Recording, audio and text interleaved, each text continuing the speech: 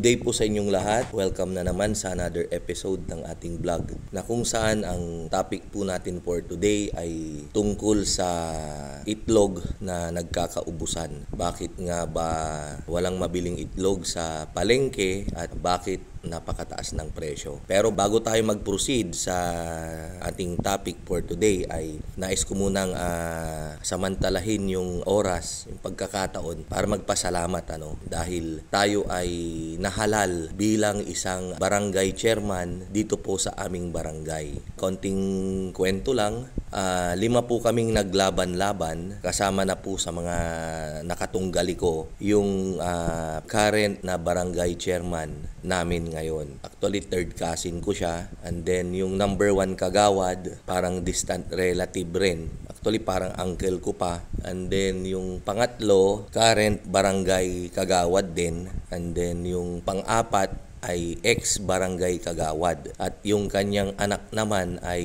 current barangay kagawad na nagre-elect naman. So, nanalo po tayo, landslide. 3,100 ata yung bumoto. Ang lamang po natin dun sa number 2, 440 votes. Yan.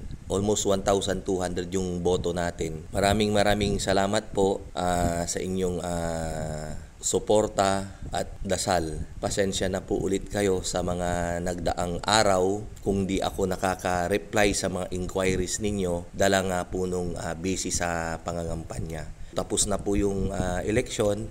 Balik na po ulit tayo sa ating trabaho na magbigay sa inyo ng mga kaalaman tungkol sa pag-aalaga ng paitloging manok. Dito lang po yan sa channel natin. Walang iba kundi ang Mang Mags.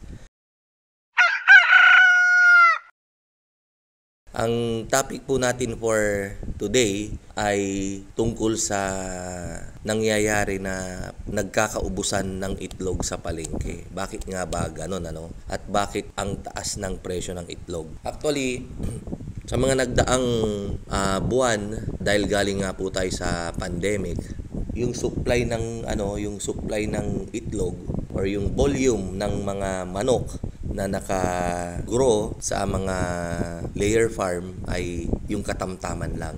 Dahil kinokontrol yung pagbaha ng itlog. Kasi nga po kapag sobrang dami ng itlog, ang nangyayari bagsakan po ng presyo. Kapag binagsak natin yung presyo, halos wala nang kinikita, minsan lugi pa.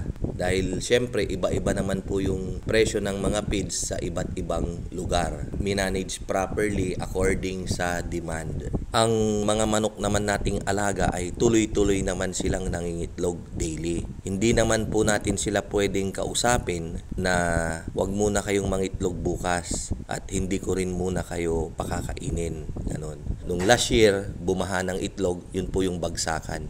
Binagsak na nga yung presyo ng itlog, halos wala pa pong bumibili. So, anong nangyari ngayon? Kung sabi mo Mang Magse, nagkontrol kayo sa inyong mga alagang layers sa mga farm, di ba nagkaroon na po ng pasukan? Nung nagnormal na po yung face-to-face na pasukan, syempre tumaas na po yung demand ng itlog dahil ang mabilis po kasing iluto ay ang itlog. Ipapabaon natin, ipapaalmusal natin sa mga estudyante. So, ganun po yun. Yan. So, yun po yung isang dahilan. Tumaas po yung demand, konti naman yung supply natin sa itlog. Yan.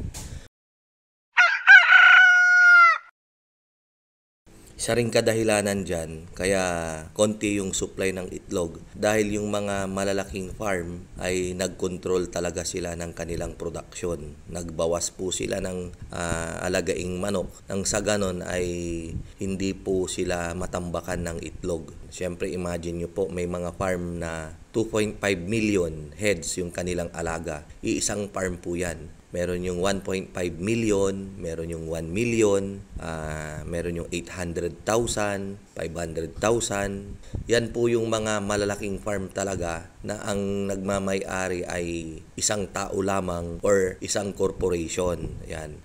Nasa isang lugar lang po yan. Ganon po karami yung kanilang production. So nakakalula po talaga. Siguro dahil na-experience din nila yung mababang presyo ng itlog nung nakaraang taon, kaya apektado rin po sila. Ayan. So yun po yung kagandahan dyan dahil sila po ay nagbawas. Yung si 2.5 million na yan, sobrang dami ng kanilang pera. Kaya nung sila ay nag-umpisa, 1 million heads kaagad yung kanilang inalagaan. And then, natimingan rin nila yung kulang yung itlog ng mga taon na yon, kaya tuloy-tuloy po yung kanilang expansion. Kaya within 2 years period of time, naging 2.5 million po yung kanilang capacity. Hanggang sa ma-experience nila yung tumal ng bentahan ng itlog, siguro nadala sila, nagbawas sila ng kanilang capacity.